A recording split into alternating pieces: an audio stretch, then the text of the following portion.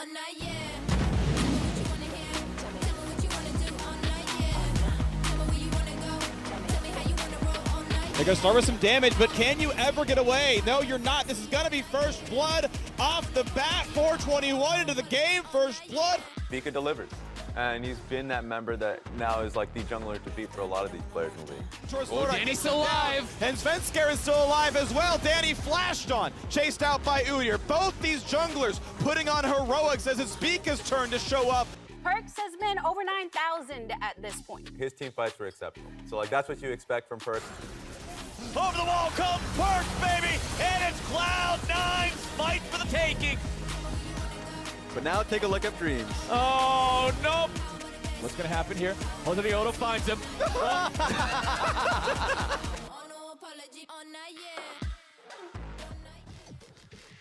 Welcome back to the State Farm Analyst Desk. TSM are taking on Cloud9, and as two of our most storied orgs, there's quite a bit of history between these two teams, and if you're all right with it, Mark, we're going to get into it. You have my permission to carry on? Thank you very much, Mark. So, Kaizen, take it away. Talk to me about history. Thanks for the permission, Mark. So there's about 95 games worth of history between these teams, and C9 actually leads in most of them, but TSM has the other side, and arguably the more important side, which is championships. They've won 7 to C9's 4, and every time these teams meet, it is like a verified slapper. So I think this time, you know, the narrative is a little bit different because C9 might be considered the favorite by a lot of people. They won last split. They're coming off of, you know, an international one where they got a lot of good practice in, but they're also a team that changed their roster. TSM hasn't, you know, so it's going to be really interesting to see because not only have both of these teams sort of been upgrading their roster with $5 or $6 million imports, they're also trying to refine their play styles, and we saw the Renekton mid,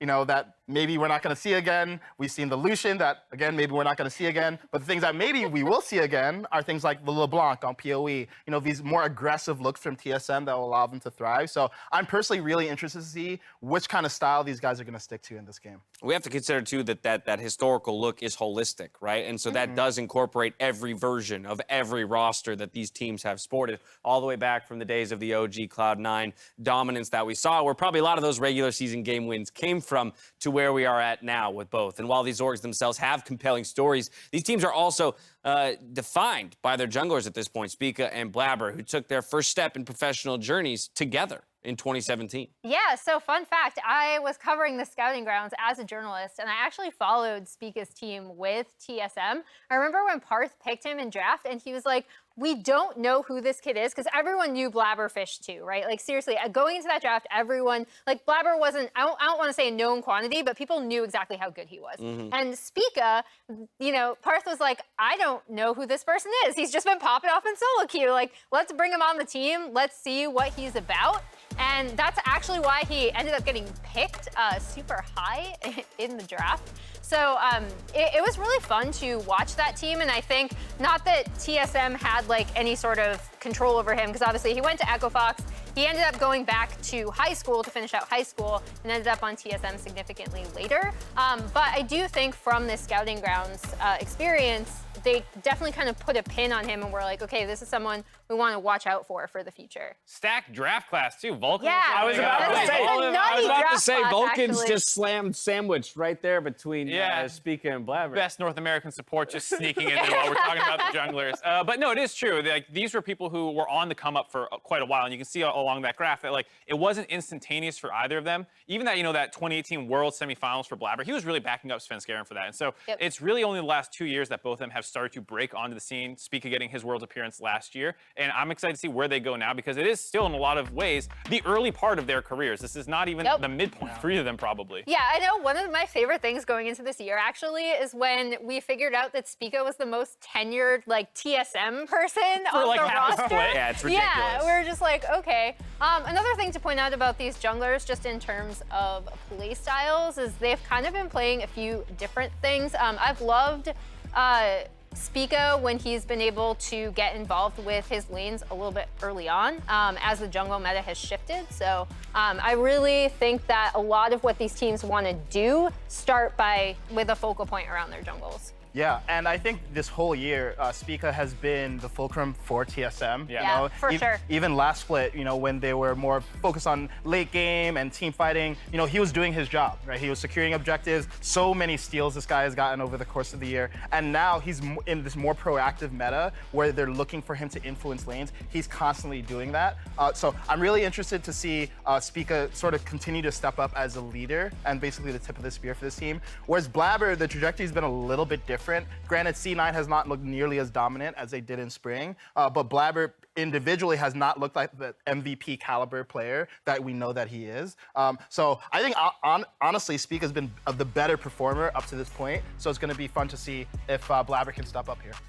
Yeah, I think Blabber has been oftentimes the focal point for his teams, like you're saying. Like, you key off of Blabber's aggression, and when a player like that starts to struggle, it becomes very apparent. And I think you saw that at MSI and carrying over a little bit here into the regular season, whereas Spica plays more of the facilitator style. And when he's really popping off, it's often like, damn, look at these other guys go in. They look incredible. But I like what I've seen out of him this time around, being a little bit more individually minded for Spica, especially in the current jungle meta where it does feel things like Diana and Xin and all these scrappy junglers have the ability to take over. Getting a quick look at the Honda MVP mural that just went up into the lobby of the LCS That's pretty dope. That's so dope. Yeah, it looks really cool, We don't actually. have you audience members in here, but it's the first thing we get to see when we walk into the studio every day, and it is as sick as it looks in that video. But back to your point about, kind of the struggle that Cloud9 is on, I think it's emulated by that kind of deep dive look at the statistics for both of these guys in summer, because you expect when Cloud9 is doing well for Blabber to be top of every category, because it largely does seem to revolve around the action that he's creating on the Rift,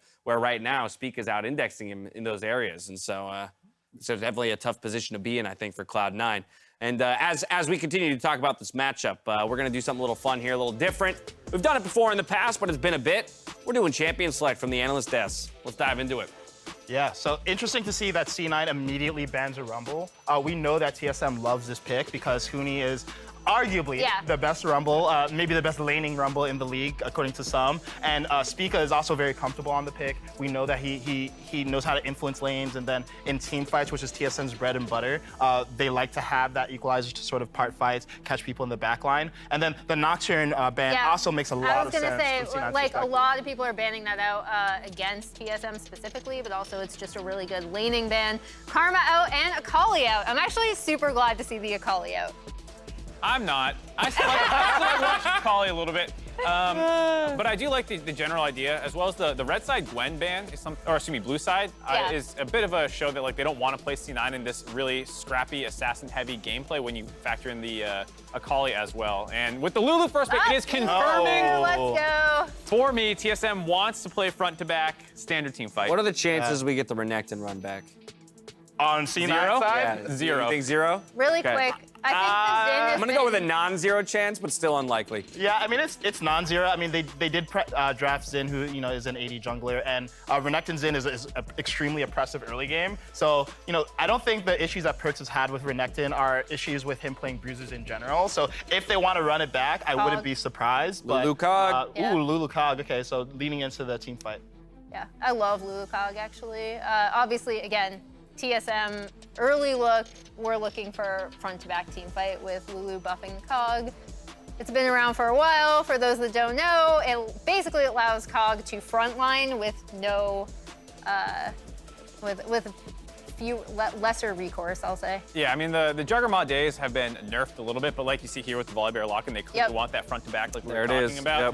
And I think this is the playstyle. We've debated this quite a bit behind the scenes. It's like, what should TSM be doing? And I think especially in a high-profile match like this, where you're asserting for number Slam-olution one. in here? Not Not quite what you're going for? Okay, Yeah. understood. Yeah, I think it's unlikely that they draft the Lucian here because, again, if you're playing team fight, you don't need to get a huge advantage early game in order for Lulu Cog to make sense. So I would expect PoE to go from more of a typical control mage. He's, favored Victor, for example. That would fit totally fine in here. But, a pick like, for instance, LeBlanc or a Lucian. Lucian, I think, is definitely no. There's a outside chance of LeBlanc. LeBlanc just getting Yeah. banned. I also like the bit of a flex TSM has with the Lulu pick, because right now it looks on paper like matched picks in the first phase. So you have bot lanes and junglers. Right. But in theory, the Lulu can swap around a little When bit they banned more. out Bomb on C9 side, Right, so that's, they think it Yeah. might. She can go top or mid. It's one of the advantages TSM's draft have right now is that they're not actually pinching themselves necessarily, whereas C9 is kind of arguably wasting bans with that Braum ban. Right, they pull the Braum ban out of Cloud9. We'll see if it's intended, that TSM was going to put the Lulu elsewhere other than bot lane. I think the Ori ban is good too, because obviously it's a PoE special. I know a lot of people argue with me about this, but I feel like Orianna fits in so many different styles of team composition. So yeah, and then Aurelia last ban. Yeah. That's a Fudge respect ban. Fudge and Perks can play. Yeah, I would Perks say is played a it. really Yeah, excellent Aurelia player. he's a really good Aurelia player, and also Aurelia Xin Zhao would give a lot of pressure mid jungle, which TSM I don't think wants to have to deal with early game.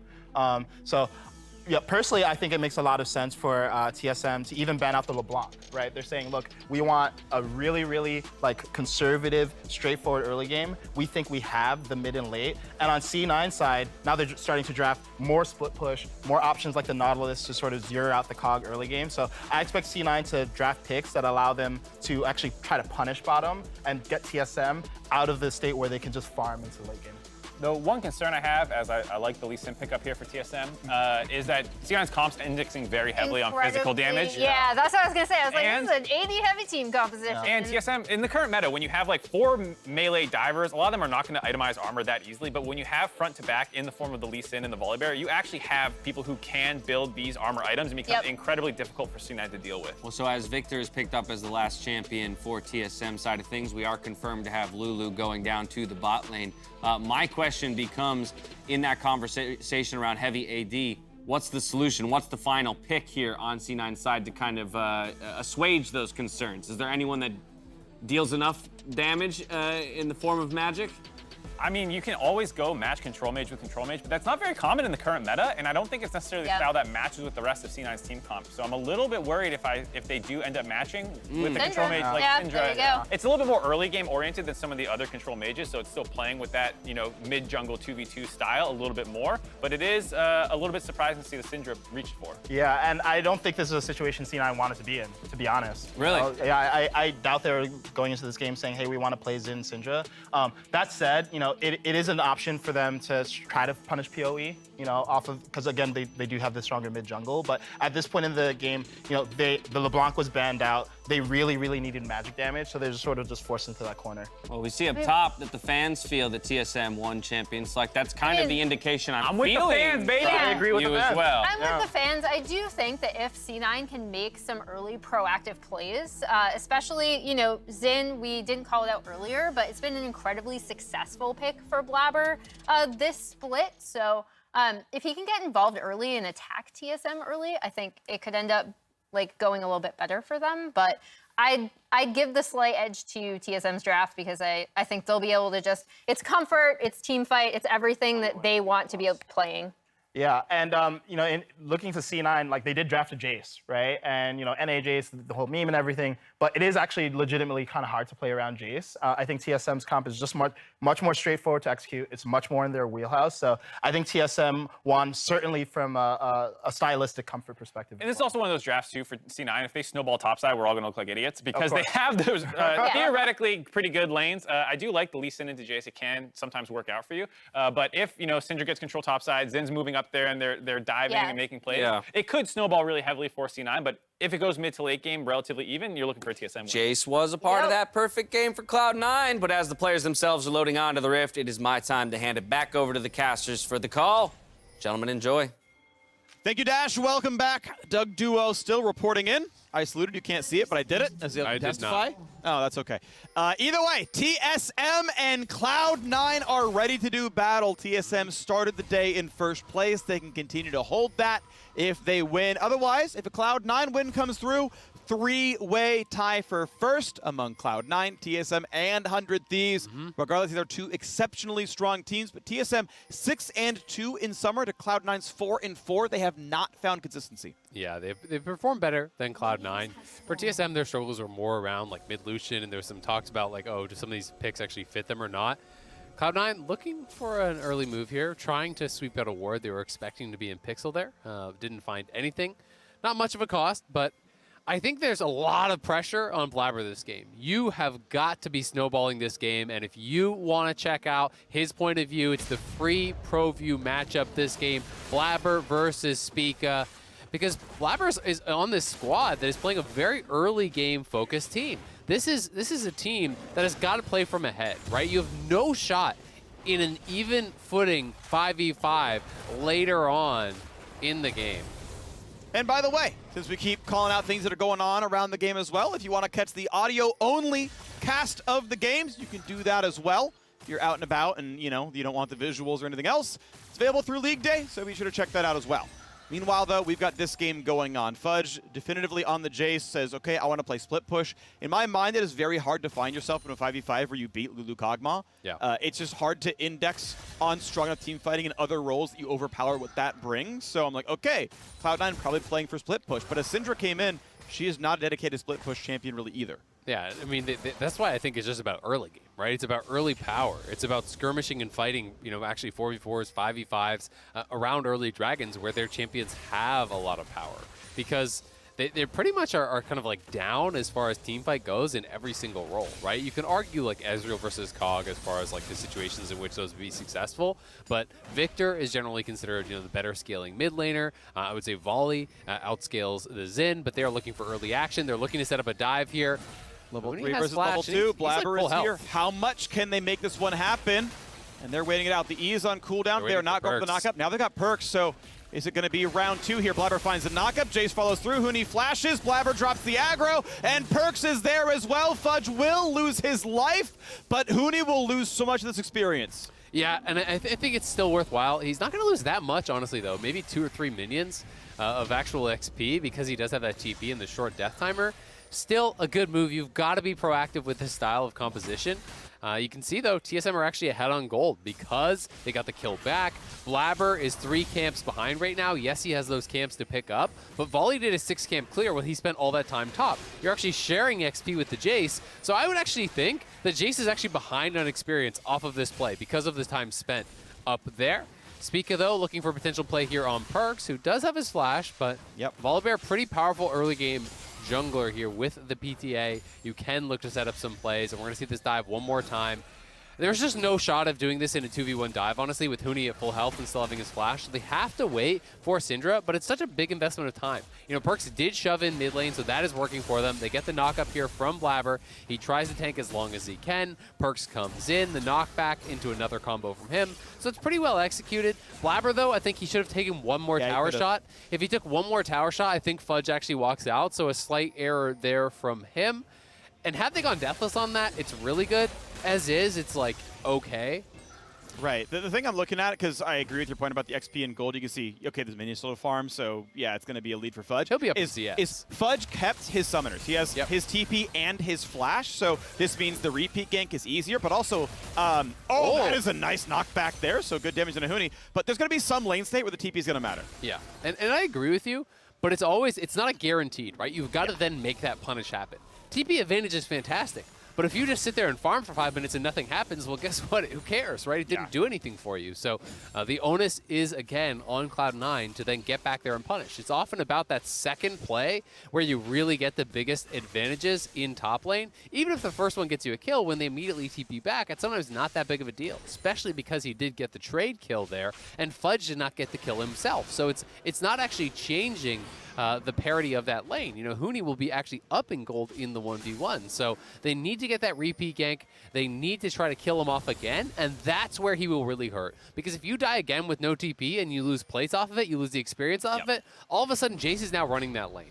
And we're going to look to see Syndra running her lane. Perks here on the Syndra has roamed better, has more CS, has first blood, has a 600 gold lead. Perks right now, it's his world, and TSM are living in it. And I want to see what Syndra can do. It's the last pick of the draft. He saw every other champ and said, this is what I want. This is how we win the game. It's off to a good start, but he's got to keep going because there is always the threat of lost in the 5-on-5 with Lulu buffing up his Kog'Maw. It's always going to be tough for Cloud9 to deal with. The clock is ticking, and these games, at least in my mind, are always stressful. When you know that the opponents have a composition that is going to straight up outscale you, that you must create advantages, it sometimes pushes you into these spots where you're feeling pressured to get something done, and maybe you don't go for the best plays. You've got to be really on point with your execution. You've got to force plays, but at the same time, if you force a bad play and you try to overdive and they get a couple kills on COG or something, Now you're behind and they outscale. It's lights out. All right, fighting for the bottom river now. Blabber and Spica see each other. Spica sweeps through the wards, is okay, no problem. But the bot lane is under the control of TSM. Thankfully for Blabber, he had enough room himself that he smited off the shield, then went for it. And Blabber, because Perks had control of mid, was able to do that pretty safely. Spica could not join in on that one. Good damage out for Perks. Ult goes in, nearly gets the kill. Oh. Yeah, tight timings there. 80 health after a couple seconds of potion. Man, that's crazy. I'm not going to blame him for buying a tier or anything like that, but if you have an amp tome there, you actually maybe kill, right? Because it's multiple rounds of spells there, plus the ulti. Of course, tier is pretty needed, and you can argue that maybe he would have just been out of mana, but they're looking for the return play. May have to flash here. We'll see if he can land the Scatter of the Week. Okay, Flash Stun's gonna land in. Victor over the top. No way out for Perks. Well played to Spica to land everything. And TSM 2-1 on the scoreboard. Yeah, I guess Perks must have not had the E cooldown, or I think it was kind down, of saving I'm it. But probably was on cooldown there, because I think you go for that early. He also didn't want to early flash, and then if you don't early flash, Power of Evil arrives, he flashes in, all the damage has already come through, so that by that time it is too little too late. Woo. Nice try, Vulcan, to land the Q, but this is what happens when you don't land the shot. You lose a third of your health bar, and it costs TSM basically nothing. This is what can make these lanes so tough, right? Guardian exhaust on Lulu means neither target is very easy. Relic Shield as well. Again, you're trying to eliminate the win condition. It doesn't really matter how much gold Sword Art has. It doesn't really matter when a Cyto combines. It matters if Nautilus can kill someone in the 2-on-2. If you cannot, you win the lane every time. Yep, absolutely. And that is the name of the game. And Lulu Cog is just one of these champions that it's always talked about as, hyperscaling, gotta watch out for the late game, but they win so many 2v2s as well. And that's where I think a lot of the power does come. It's not this champion where you're just getting blasted in lane the whole time, you're trying to barely survive, and then maybe you can do something at 30 minutes. Like, they're winning, right? Yeah. They're actually winning the 2v2, because guess what? Range supports are actually really good in 2v2. Where they struggle is, well, it's harder for Lulu to face check a brush and clear out a ward. It's harder for Lulu to survive a gank. But if that doesn't happen, 2v2 is great. Gonna hit Blabber, needs to ult away. Not gonna do so for a while, though. Exhaust onto him, has to flash back to safety, does stay alive. Fuller over the top, though, slows 3. And Perks on his way out has to just barely live as the shots come through. Lost wants in, gets ulted, does not find the kill, but King can't do the same either. Physics shot's going to land, but there's no more damage available on the Cloud9 side. No one is dead. And they're kind of both walking away. Yeah, I mean, Lost hard committed to getting that kill. Wasn't able to get it. I'm not sure if he just couldn't actually get in range, or, maybe his W expired, so he lost that for the final auto, but he was one auto away from killing Perks. Perks hits him with the ulti and sends him packing, and that was double summoners committed there from the Kog'Maw. So when he goes in, doesn't get the kill, spends his summoners, and loses his health, TSM lose their ability to take Rift Herald off that. So that was a high-risk play. And they could have just backed it up and taken Herald pretty much for free after that fight, because they won out so heavily in HP. But Lost goes for a bit of a hero play. It doesn't pay off. But there's not that big of a cost. It's just the lost opportunity of taking the Rift Herald. It is. And double summoners down. What could have been a kill off by a single auto attack. That could be tough to get right. Maybe his ult was out of mana as well, because the stack up. There's a lot of things that could have factored in there that were just sidestepped or miscalculated or who knows what. And we got to check in top lane. We talked about summoner advantage. Huni's got him back. Nothing happened. Blabber did not make the return gank happen. He has been largely passive, just farming it up. He is up a little bit in farm after that initial play, so that's good. But you've got to make something happen. And now, to me, it's no longer about the top lane. It's about trying to punish wherever there aren't summoners. And that is COG, right? COG spent both the summoners there. So I would like to see C9 try to set up some sort of a play. If you can get a deep ward, look for a TP from Perks or from Fudge, or have Blabber get in there. Once Vulcan hits 6, you have that guaranteed point-and-click engage. And a Kog'Maw without sums shouldn't really be able to survive in that situation. But we are into a pause, and hopefully will be a quick one. You can see it looks like Huni may be talking with the refs there, but we'll let you know as soon as we find anything out. Yeah, to your point about summoners being down, I remember the Lulu exhausted as well, right? So it really should be a fairly attackable lane. Curious if Perks can get down there, because it feels like he's had perennial control over mid.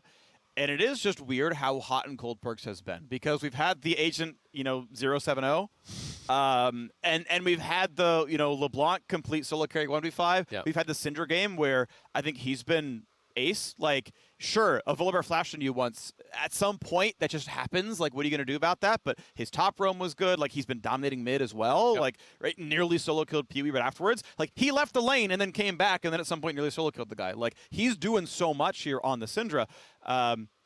But we don't get that every time is the weird thing. No, I mean, he has been a bit hot and cold. And to be fair, even during his time with G2, it's not like G2 is known for being the most consistent True. team, right? Like, there's a lot of jokes and memes about that, right? Is it going to be claps or craps? Is it going to be, up or down? Because G2 would have those games where they'd have a bad game. And everyone does have those bad games. And I think that when you are a kind of really confident, aggressive player like Perks, your bad games look worse because he believes that he's going to make the play work every time. Mm-hmm. And when you start to get behind, those plays working out gets less and less likely, right? And then you can kind of have one of those 0-7 Renekton games or whatever.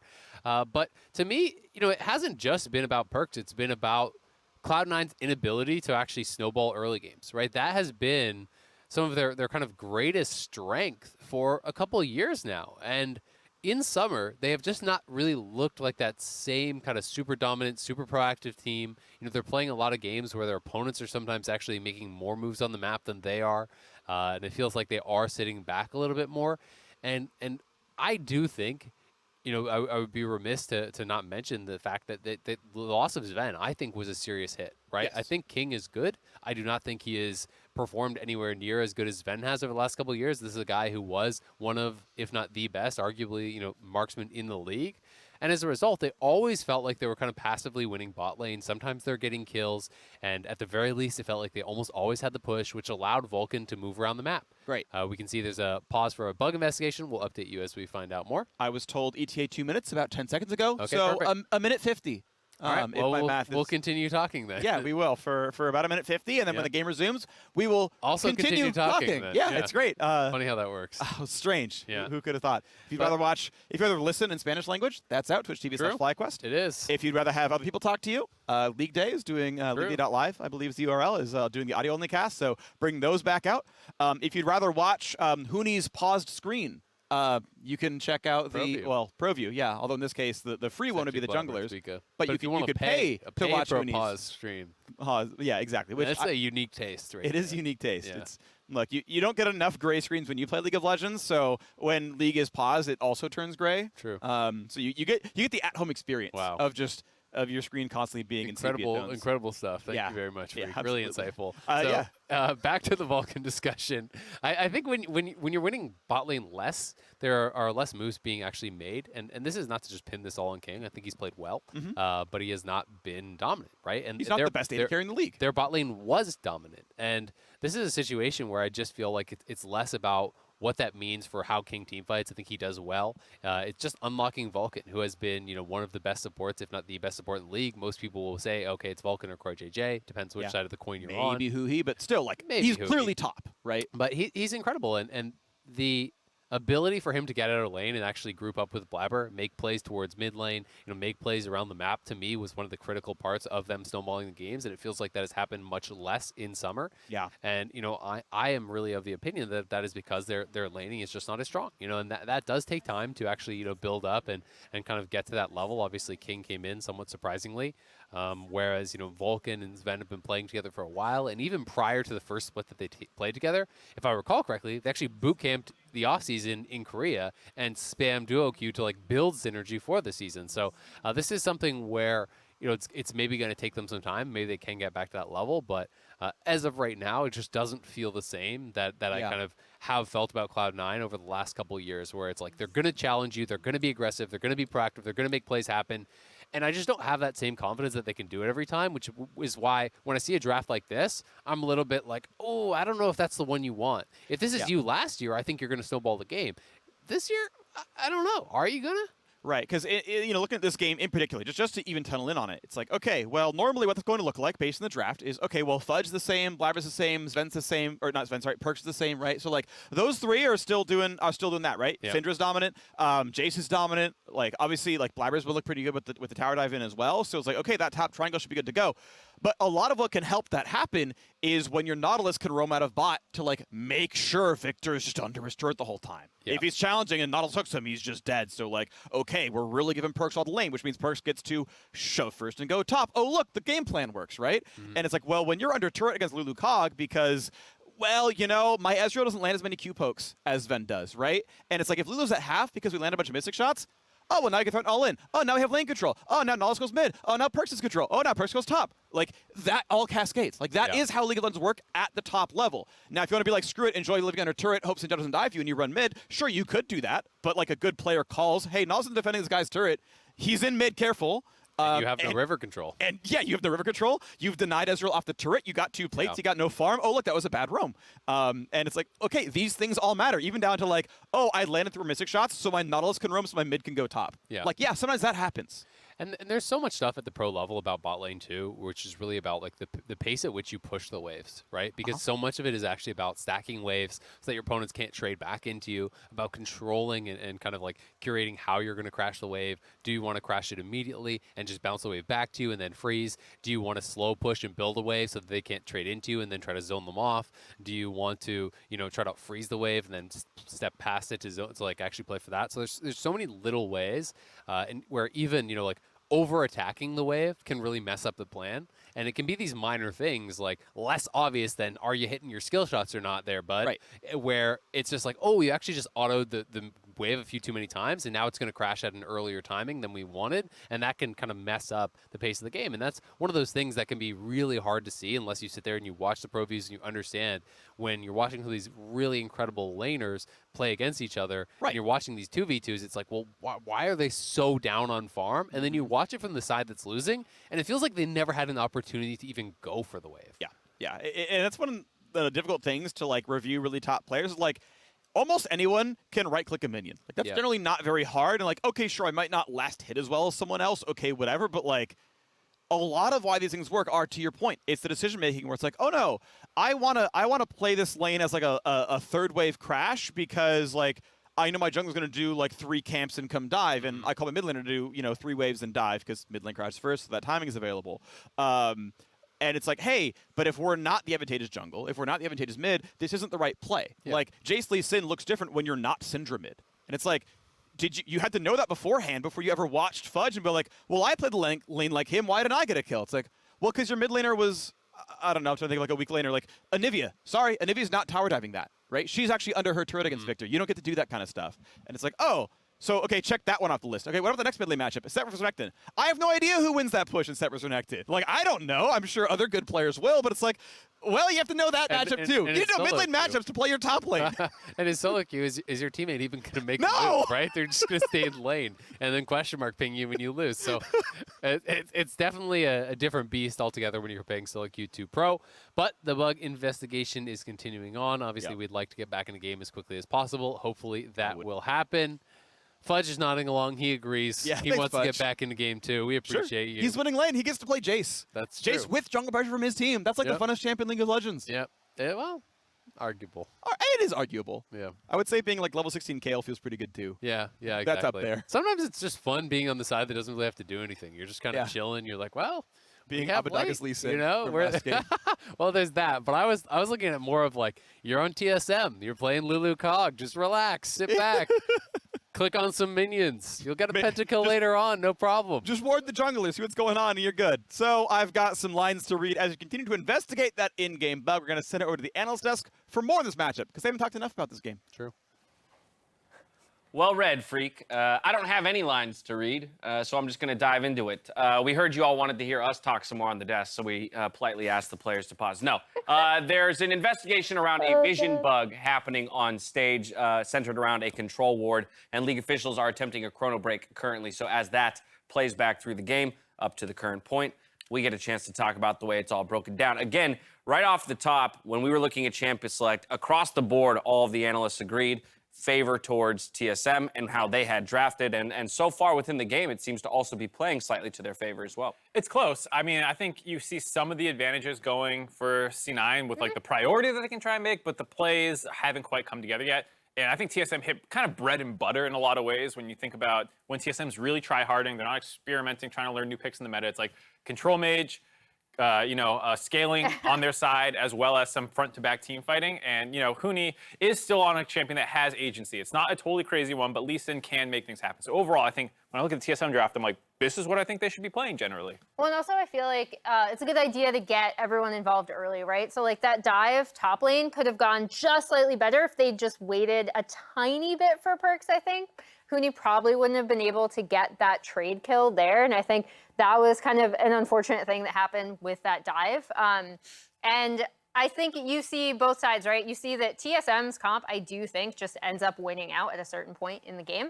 However, C9 are trying to make those early proactive plays with Vision Zhao. They're definitely trying, but I think to your point about maybe a few more things could have gone right Just in that turret dive. Slightly. It's just like a slight timing. It puts an emphasis on the clock that it feels like Cloud9 is on, where they are going to have to generate that lead. And every time you make a minimal error like that to make it not so clean a play, it's going to work against you when it comes to the amount of time you have before TSM ultimately outscales and overcomes. I mean, you look at that Rift Herald fight that happened, and even though no kills went down, it was already kind of going in TSM's favor. Spica had damage? He had a fatty ult. Oh, God. I was not expecting him to do that much damage early on. I mean, the one plus side from that was that when Lost flashed in, he actually couldn't finish off the Syndra, didn't get any kills, and now you kind of blew the Summoners on the bot lane, and the casters talking about, like, this might be a weakness. That's where we're at right now. Yeah, so we'll have to see if C9 can still use that post-Chrono Break to snowball the game, because that's probably the best avenue they have, because otherwise you're looking at these Rift Herald fights and you're like, okay, C9's comp doesn't really flank, doesn't really have great ways to get to the Kog'Maw. You have a Jace, you have a Syndra, you could argue, you can still fight front to back, but you want to kill the Kog'Maw, and if it's behind a Volibear and a Lee Sin, it's not easy. Yeah, different story if you're the team with the Volibear or the Lee Sin going after the Kog'Maw, or a Gnar in the top lane who can flank and get a good ultimate, but in this case, you just simply don't really have that option. Now, it appears that the Chrono Break has resolved our bug, and the players are ready to get back in the game. Woo. Get me out of here. Yeah. You heard it from Peace Mark. out. Get him out of here. Casters, back over to you. Okay, thank you very much. Hello, we are back yet again. I have been tossed to by Dash so many times today now. It just keeps happening. He just keeps saying it's over to us. Yeah, thanks. Back. Nah, we want to keep it here. We're gonna cast some games. I don't want to get paused again. Yes, so for what we understand, we have Chrono broken back to the point. The game is ready to resume, and indeed we shall. Woo! 14 CS lead in mid. Overall 700 gold lead to Cloud9 as Perks and Power People do battle in the mid lane. Top advantage, mid advantage, both on the C9 side. Even up 3 camps for Blabber as well, so that's going to feel very good. But we still care a lot about what Cog Lulu does as time goes on for TSM's bot lane. Absolutely going to be a concern there. It's also interesting to see the Zeal rush here from Lost. Yeah. I wonder if he's just going to go towards like an instant PD. I mean, back in the day, people used to always kind of go more for Hurricane style, but I haven't really seen that much of like the Zeal item rush in a long time. Most ADs. Oh. Okay, kick flash puts Fudge, and he's going to flash Q back out. The slows could be pretty dangerous. Volibear over the top, and Spica kills him. But be careful, because Blabber and Perks are here for reinforcements. Huni, we know he's flashless, has nowhere to hop to. Cloud9 get the trade kill. Spica on his way out. It was basically flash for flash of top laners. Perks' ult gets himself a kill. I mean, it's a great play from Perks to be able to actually make this roam play, to answer with the TP, to be winning his lane, have TP advantage, get up there. But there's a cost, right? And this is the cost that we're seeing right now. It's not as though that farm is going nowhere. He had a pretty big lead over PoE. Now PoE gets a play. He gets to crash the wave, have a free base, reset, have the wave pushing back to him. We'll see if Vulcan wants to try to delay this. I think he will, yeah. Yep, gets that one, and a good Q backward. Not really in, I mean, it's not going to matter. Ultimately, PoE's not going to kill the man anytime soon. But look at this, the bottom lane. Yeah, Nautilus walked mid. It cascades. 3 turret plates taken to the bot side. That means so much more than the 6 CS lead for a Kog'Maw. He's super rich compared to King. Yeah, absolutely. He is getting really a big advantage down there. So we can watch this one more time. Nicely set up, honestly, by Huni. Kick flash in onto Fudge. Fudge flashes, then jumps back to Huni, trying to create as much space as possible, but not able to close enough distance there to get away. But as Perks does arrive, Huni's always going to go down here. Spica able to walk out. Maybe Blabber could have actually just tried to target Spica and allow Perks to just go for that Lee Sin kill. Either way, I don't think he'll get the second kill. So it's still going to be a good play for TSM because you trade 1 for 1, but it costs the TP of C9. They actually lose a mid lane plate. Then Vulcan roams the cover. You lose plates on the bot side. So they do lose across the map there. They are ahead in gold, but it's only 300-400, and you take the composition into consideration, you think that TSM is just winning. Yeah, it is Phantom Dancer Rush, by the way. First item for Lost here. Makes Obviously sense. a very, very strong item. Going to wait for a Mythic and build something else down the line. Mid lane crash isn't going to land through. I believe actually a full 3 plates got taken from that, or it was like 1 hit shy and a minion took the last plate, which means no one gets credit. Either way, still 300 something gold, maybe 4 something, regardless. Yeah, eventually it's going to drop. It should be below 1K. Oh, it is? Okay, it's still at 1K and 4 health. So it was only 2 plates taken. Fair enough. Minion did not get the last little bit, but it means Perks can walk up and earn 160 gold at some point in time. I don't know if he can, though, because the wave flare at this point is kind of too strong, right? Yeah. You don't just want to walk in with Victor hitting you and then get gravity fielded under and, yeah, and int over a silly kill. Wow. That is a weird TP, but I guess he's just nervous about the dive. Maybe he thought Volibear's already behind him, so he TPs. Yeah, exactly. That's what it was. So he assumed Volibear was in that brush, so he TPs to the tier 1 to just get back there, but not just straight up int it. Yeah. Allow him to time out his arrival in topside with Blabber, so he would be safe here. So far, pretty back and forth game, but TSM have the ability to play it slow, and C9 have got to start to create some of these side lane advantages. You can see Vulcan is out of lane here, but the cost of him kind of moving out of lane is likely that bot tier 1 is just going to go down to Cog Lulu, right? They're just sacking that to actually have Vulcan move. They know that there's pressure on them to make aggressive plays. Yep. But the problem is, because they're not actually winning on the bottom side, now look how behind Ezreal's going to be. I don't know if we can see the gold, but that's a pretty significant advantage. It's 800 gold or so already. Yeah, and I mean, it's Cloud9 playing to their stronger side. Now going to be another fight in the top as Fudge in a 1v2. Huge damage. Huni kick, follows the Q, gets the kill. Nicely done.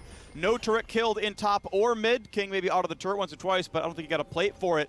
And now TSM have a 1,000 gold lead, a ton of money on Lost Kog'Maw, and they're ready to go into the mid game. Yep.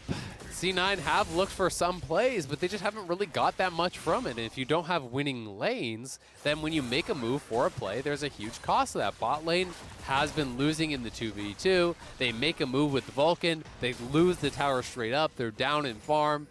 This Ezreal is going to really, I think, have a difficult time being very effective in this game.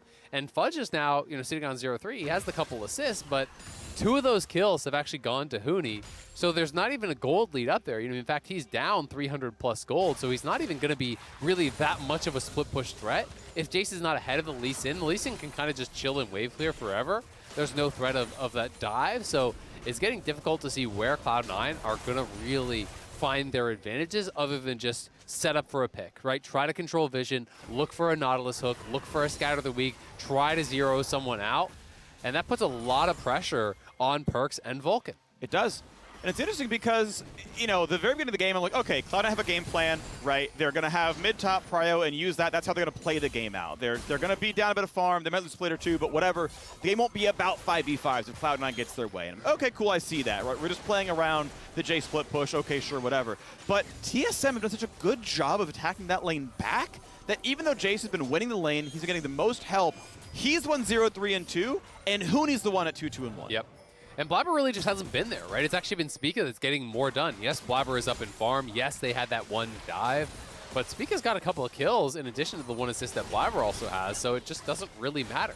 The thing with Jace is, to win lanes as Jace, you've got to play aggressive. And playing aggressive means exposing yourselves to ganks. Lee Sin can set up these plays, can go for the kicks in. And if you're in that extended lane, Volibear can show up very easily as well. So this has kind of been the problem. If you're not being covered and you are going for a pushing lane and trying to dominate, well, there's a big cost to that. They're trying to make a play on this bottom side, though, looking for a potential dive. TP comes down. Power of Evil does have to flash to get away as Jace and Syndra could have put on a lot of pressure. Ultimately, okay, teleport for flash. It's maybe mini wave denied. Nah, it's PoE safe to walk back to the bottom lane and claim it. I don't think Perks has lethal pressure with a full health Victor available, and Merc Tread's done, so he's not a viable target. And on the other side of the map, okay, C9 tried the aggressive play. It doesn't get them much of anything. TSM make the easy reactive play. Had the members top side, they grab the Rift Herald. No contest there, claimed easily. Yep, going to be able to grab that for themselves. They've already taken out the bottom outer, the top outer. The mid outer is about half health, so that's pretty much one Rift Herald is going to kill that off. So they should be able to secure the last of the remaining outer towers here. Perk's still in a good position. Does have a lot of strength here on this Syndra at this point in the game. Has the rank 2 ultimate. Mythic is completed, so a lot of burst available if he could find an angle to get onto the Victor or the Cog. Decent Q lands Arcane well timed. Not going to go for any more than that. Huni, if he could have control ward hopped, flashed, done the thing, but it gets reacted to, so doesn't go for the play into King here. Instead, we get the Rift Herald summon in mid, and that's going to be all 3 outer towers down for TSM as the second Drake of the game spawns. Cloud9 did get the first. Huni was able to get the local gold, walked up in time to get plus 300 onto him. And now we look at the bottom river. It's Cloud9 backing away. They did get at least top lane pressure. This is what a lot of teams, even all around the world, will get wrong. They will not do anything else. They'll sit there waiting for Dragon to die and be like, oh, they got the Dragon. Oh, we didn't get anything. But they said, okay, Fudge's TP, doesn't matter. He's staying top lane. He's getting the turret kill. Cloud9 gets something back for it. Just TSM got more. Yep, I always just say commit one way or the other, right? You pick one of 2 routes. Contest Dragon, don't contest Dragon. The middle road is absolutely the worst option. If you're not going to fight for Dragon, don't even bother showing up. Just hard push on that side wave. Power of Evil, no flash. She is probably dead to rights here. We'll see. Yeah. Ults the wave to knock it down a bit faster. And here comes the rest of the chase. You know he has no damage to kill anyone. He didn't expect to get the kill. Vulcan walks back to never have a chance of stealing it. Perks gets kill number 3. So good job there. The amount of money for that kill is worth about what the mid lane turret gives in gold, but of course the map pressure can mean a whole lot more. The game state is tied gold-wise. I like that they give it to Perks. He's already kind of ahead of the curve. He's their strongest member. And Syndra is one of these champions where if you can hit this specific kind of threshold of damage, if you can get enough ahead of the curve of the game, then Lulu's shield doesn't just stop your burst, right? Like if you can get so strong that you can one combo a Cog, then the scaling doesn't necessarily matter if you can kind of find that angle, and that's what they're really trying to accomplish here because they know they are in a tough spot. But if Perks can 100-0 one of these carries, well, all of a sudden the compositional disadvantages are not really relevant. No. But mid lane's under attack right now, and Cloud9 feel like they have a fair bit of pressure. The wave clear is not outstanding on TSM. As King and Perks walk up, W auto, Chunk goes the turret. 2-3 now the score as far as that's concerned. Bot lane still mostly untouched, but they've got mid and top back. And we've seen some scrappy games where teams split push it out. Even looking to TSM, right? The other day they played that game against Immortals where they had Huni just hard committed to the split push. They couldn't win 5v5s against the Zig composition anymore, but they played the side waves. They split it out. They were able to win. And Cloud9 can look for that sort of scrappy play here too. Fudge is very heavily just committing to playing in these side lanes. I don't think that they're going to be able to win most reasonable 5v5s unless you can kind of find an angle to really get in onto Lost. But they don't have a lot of explosiveness as far as they're engaged. There is the Nautilus, but there's not exactly that X factor of like a Gragas or a Lee displacing the marksman and putting him into a bad spot, or that really super powerful flank that could come through and kill someone off. So we keep farming for now. Still 2.5 minutes to the next Dragon spawns. Not close to soul on either side. And even though Cloud9 got the first, TSM had been the one with control and they got the second. So maybe they keep that stack going. Mountain Soul would feel real good for a Kog'Maw. Honestly, that's going to do so much to just prevent the burst from mattering. If your damage is few and far between, like with a Jace, the shield comes back, so you nullify a lot of that. So if it's really infrequent poke, Mountain actually is a good anti-poke soul. And similarly, if Syndra's only going after you once in a while and the shield's up, it's also good anti-Syndra soul. I also wonder how defensive loss is going to go. I'm expecting shield bow second, but I have seen on ladder a lot of actually just like rando in cogs and things like that, where they're just like, I have too much health, you can no longer kill me, right? And the base damages are such that it doesn't really matter. You don't need to optimize your build for that. You don't need Nai or anything crazy because you have a Lulu behind you. You have an incredible amount of damage. And there's also a lot of damage coming out of the Victor, plus their top side, which is pretty strong at this point too. It's a Divine Thunder or Volley. It's not full tank, so wouldn't mind that, and we'll see if he does end up going for it. I do think that, Wit's End third here could make a lot of sense against a super strong Syndra. Maybe even just building up some flat HP could be pretty valuable here too with something like the Randomins. The nice thing is he functionally has a lot of flat HP already, right? With the shield, both shield with Lulu's Guardian plus E plus R. So if you're just doing like the generic math, you shouldn't need more raw health. You should be skewing towards defensive stats. I mean, Reyna's only has like 250 health on it. Like it's mostly a raw armor item. So it's part of why the item feels so good. Even if you're not getting crit very much, it's still just the most armor you can get in a slot outside of a Frozen Heart. So it makes sense even in that context. Yep. So that can look really, really good. We're 1 minute away now from the next dragon as we can start stacking Mountain Drakes for either team, really. If you get a run, you're 60 minutes away from Mountain Soul. It's not terrible. Right now, Cloud9 has to respect the fact that Baron is under fire, and Lost is going to melt this thing fast. Walk through mostly Fog of War, but Vulcan seems to know. Sword Art waiting around. The fact that the Guardian shield popped, they can see that, means they absolutely know Baron is being attacked right there. Able to come in time, but TSM went for that punch, and that means... looking for a pick. Vulcan, he doesn't know they're in this brush. This is... Wow. He did have reinforcement. They were far away. That was maybe a possibility. And TSM flinched, though, but they have no control of the bottom side now. This is a Drake probably given way to Cloud9 off of the risk to go for the Baron. Hook's going to land. They want this fight. Well, they one-shot the Lulu. Syndra makes it so. Sword Art can't press a single button, but Volibear comes right back in. Trade support for support, and now the front line is getting dangerous. Blabber goes right back in. Watsuni kicks in the squad. Jace's days are numbered, and it's a 1-for-1, but Kog'Maw is not dead. The important part is that Lost is alive. They don't find the next bit of engage, but Perk still being alive makes this really tough to deal with. 3v3 on the map. Cloud9 feeling comfortable. It is that 2-for-2 at the end of the day. They're trading back and forth as TPs come through from the top laners. The flash being used by Lost as he was over the wall and wanted to get involved. He shifts in, but then he shifts in on top of the Kog'Maw, immediately has to flash back out. So he is now missing a pretty key summoner there.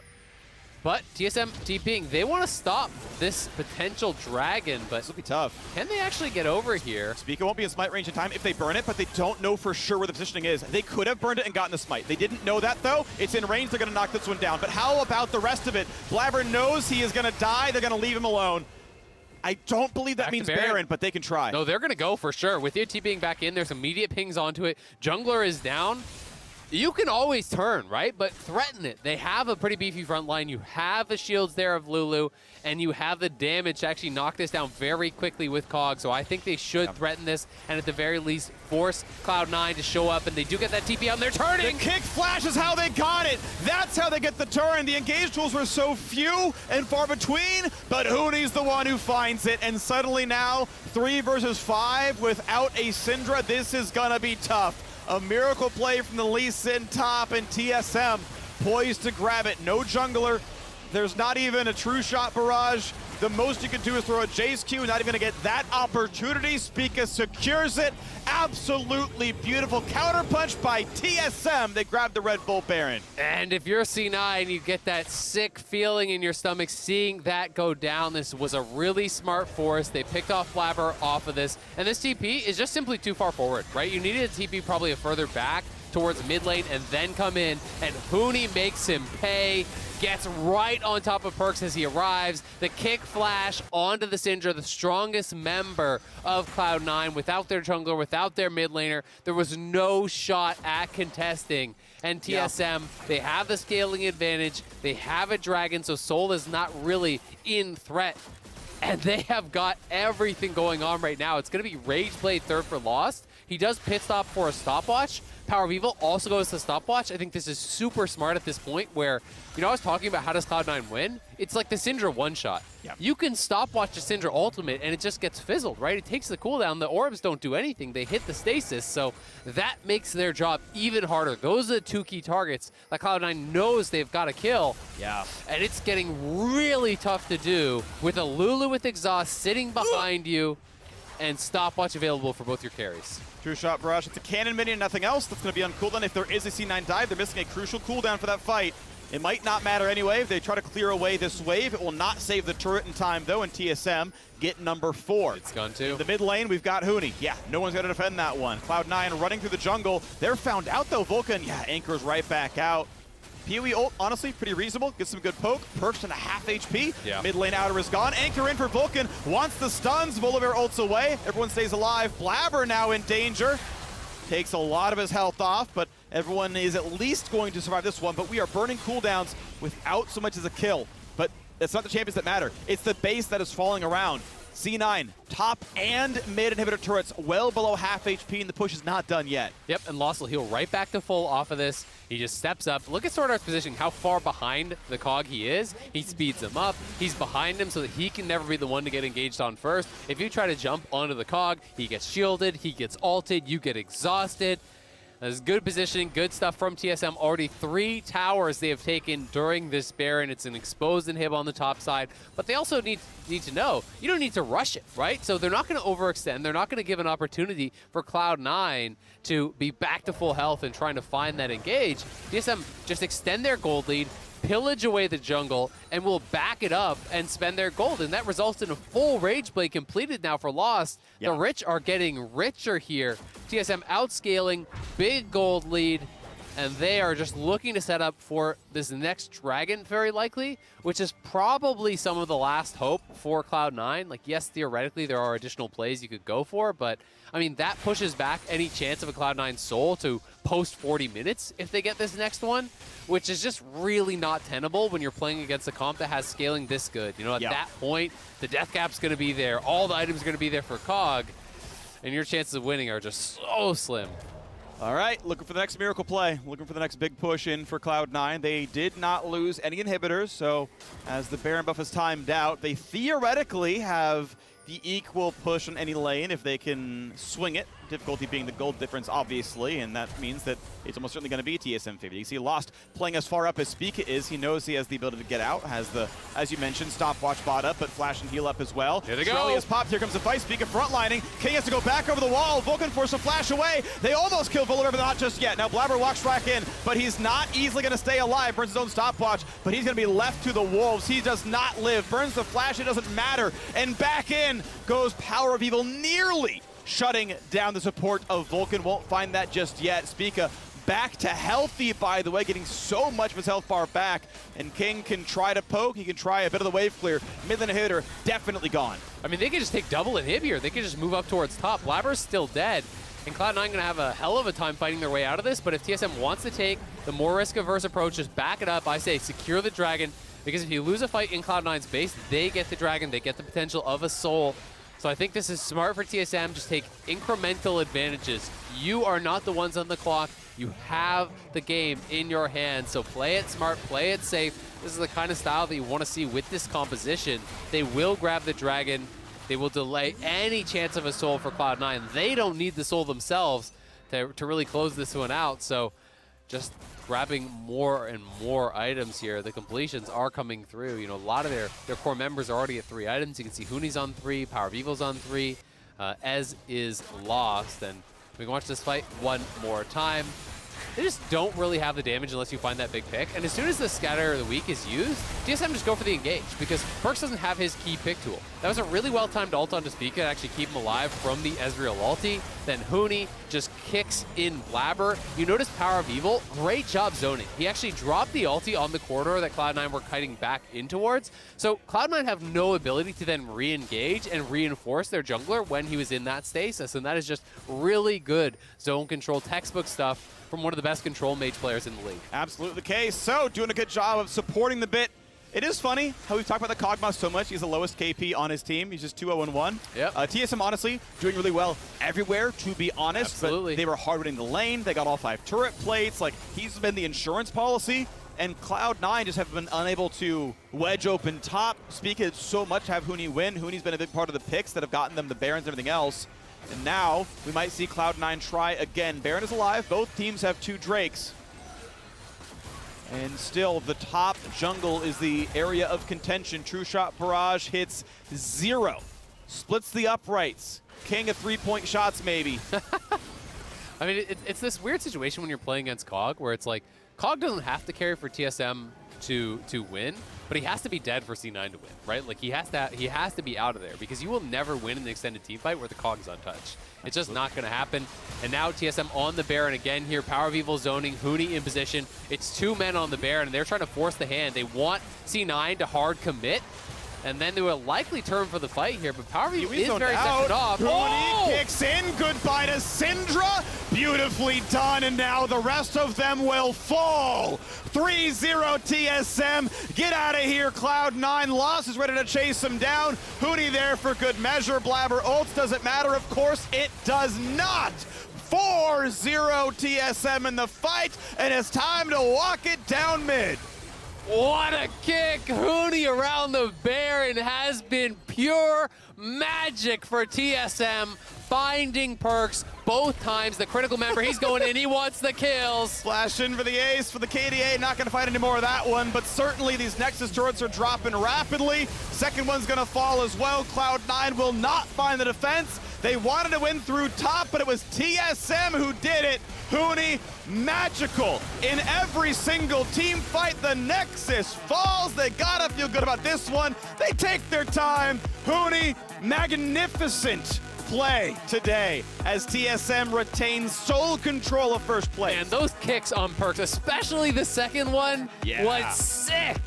You know, that is really the nail in the coffin, because Perks is the only guy who really has a shot of, he finds that miracle team fight where he one-shots the victory, one-shots the Kog'Maw. Maybe they have a chance, but it felt like Cloud9 never even got off the ground on this one. You know, they drafted for early game dominance. They drafted a composition that really has no shot in the 5v5. They couldn't get ahead. It was about Spica. It was about Hootie, proactive on that top side, attacking the Jace, getting the kills, and Cloud9 winning through bottom lane as well. The 2v2 was going great for them there, very far ahead. And it just felt like they made all the plays when they needed to. They didn't overforce where they didn't. Yes, Power of Evil was behind in his 1v1, but Perks was shut down by incredible kicks from Hootie in the 5v5s when it mattered. And TSM are so happy about this. They have been looking really good in summer, getting better and better. And you can tell how well they're all getting along. Like, they've been actually really vocal about that. All these other teams making roster swaps. TSM is just chilling hard, having fun, playing some League of Legends, memeing about the swaps, and they're looking damn good on stage. They're looking very good. Hey, they've dropped 2 games, right? 7-2 so far in the summer split, but 7-2 is the best anyone has done right there. It's TSM and 100 Thieves, the 2 teams with that record of the last 9 games. Those are the teams that I have my eyes on. They're looking outstanding, really. TSM just fully deserving this one.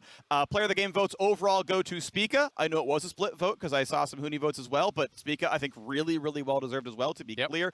A big part of why top lane went as well as it did. He was everywhere on the map also. So you know, huge, just, you know, beautiful plays out of this Volibear, honestly. Got a lot done. The smites are on point, so 2 thumbs up. Yeah, absolutely. I mean, to me, you know, I was almost more in the Hootie camp, but it's one of those things where it's like, what do you value most? Do you value the consistent play who creates the lead, or who then has those bigger plays? You know, is that the more game-changing thing? Yeah. Hootie obviously had some incredible kicks that, to me, shut the door on any chance of a Cloud9 comeback, but if Spica wasn't there to get him into a position where he was winning in topside, maybe he can't make those plays. And I think Spica really was deserving of credit. You know, we talked a lot about how Cloud9, you got to get ahead. Cloud9, you got to snowball these leads. Blabber, you got to be crushing it in the early game jungle. Spica got way more done, right? He did. And he is very deserving of the credit for that.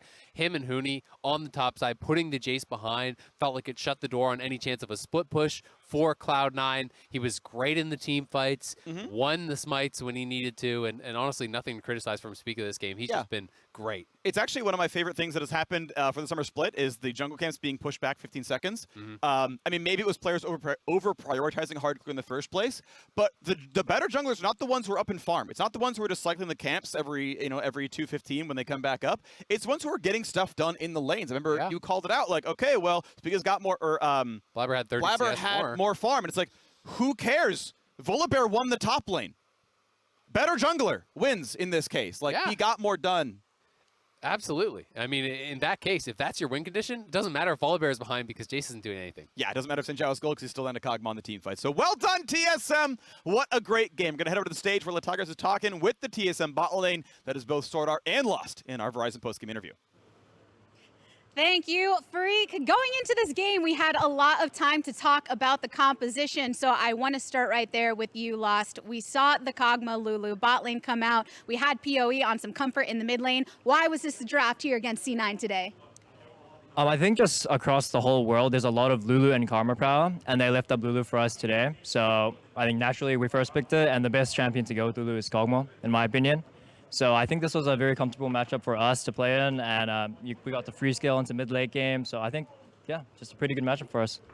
And that did mean for you, Sword Art, that you had to play less of the Leona and Rel, this time going on to the Lulu. I've heard that it is a joke in the LPL that a lot of Lulus like to face check because of that. How was it switching over for you? I think that it's not that hard to play the game because Speaker helped me do the vision a lot, and also our coaching staff work really hard to help us play better in mid and late game. So it makes me easier to play mid-late game, even if I not play the tank support. Yeah, everyone in the mid and late game from TSM as a whole were playing together so well. Lost a lot of that seemed to be from even Spica being able to track Blabber when it came to the game. How much of that was a focus to make sure that he stayed out of it?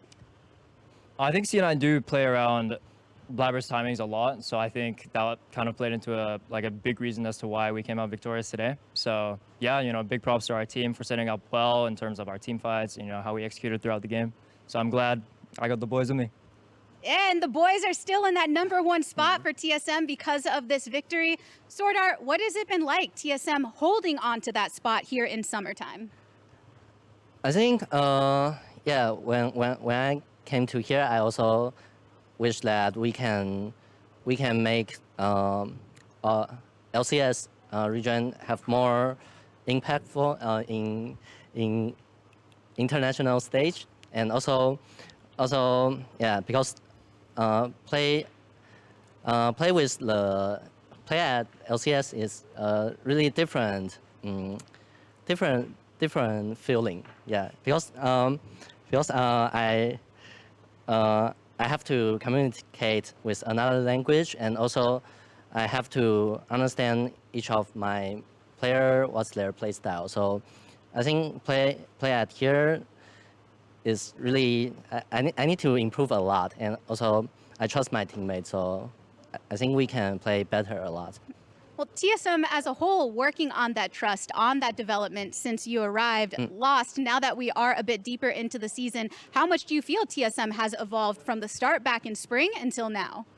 I think in most of our victories or just recent games, we're still looking a little shaky. We're not kind of blowing out the games and making it so like we're an extremely dominant team right now. Obviously, we'd like for it to be that way, but I think that just shows we still have a lot of room to improve. We're always here to track the improvement, but also the W's for TSM. Congratulations again to both of you on the victory. Thank you very much. We're going to continue breaking down this game on the other side of the break, so for more on TSM versus Cloud9, stay tuned.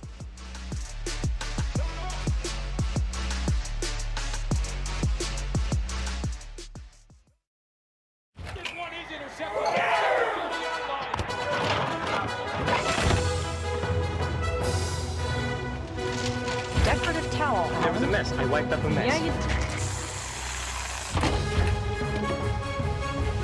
Where is the box? Never mind, I found it.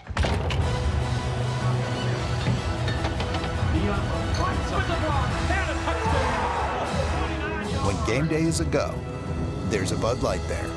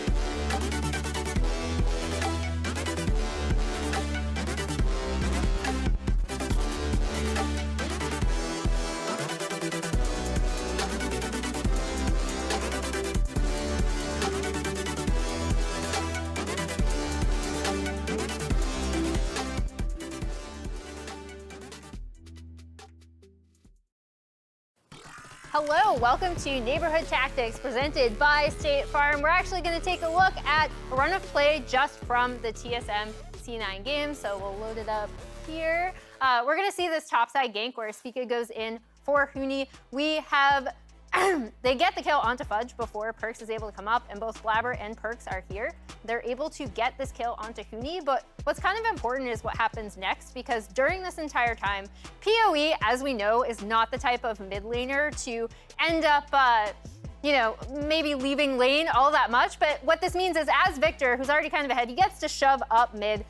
Vulcan comes up to try to stop his back, but that means that Sword Art and Lost get to hammer away at this turret as Lulu Cog. It's a really short run of play, but I do think that it matters a lot in terms of TSM were already able to get some of these advantages, like early to mid game, where they wouldn't necessarily have been able to get them otherwise. And I thought it was a good run of play for them, a good amount of coordination, and also kind of showcased the team's general style, especially with PoE on something like a Victor. And now I'll toss it to Dash and the analyst desk. Well, thank you very much. As you mentioned, it is a small sequence of play, but very much the reason why TSM was able to come out on top. And I just think it's cool to be able to, you know, put it out to people what it looks like when you put pressure on one side of the map, but really the advantages come in the other, you know, areas on the map from a macro perspective. And it's really important for that team comp too. That's really the only lane with any priority in playmaking for TSM. So you get that play, C9's forced to play reactive and catch up, and the pressure just kind of slowly ekes out a bot lane and allows them to start grabbing turret plates. Yeah, and we were talking about this before when we broke down the draft. You know, this is a situation where C9 kind of drafted themselves into a corner where they had too much AD, and then they end up having to play a control mage mid in Syndra. Ideally, what you want is a situation where you're drafting Xin, and you have priority in the lanes, and you're the ones being proactive, but because they weren't able to create the early game advantages that they need. That's how TSM got the win today. You can see here as we take a look at the standings as a whole, they are currently in sole hold of first place.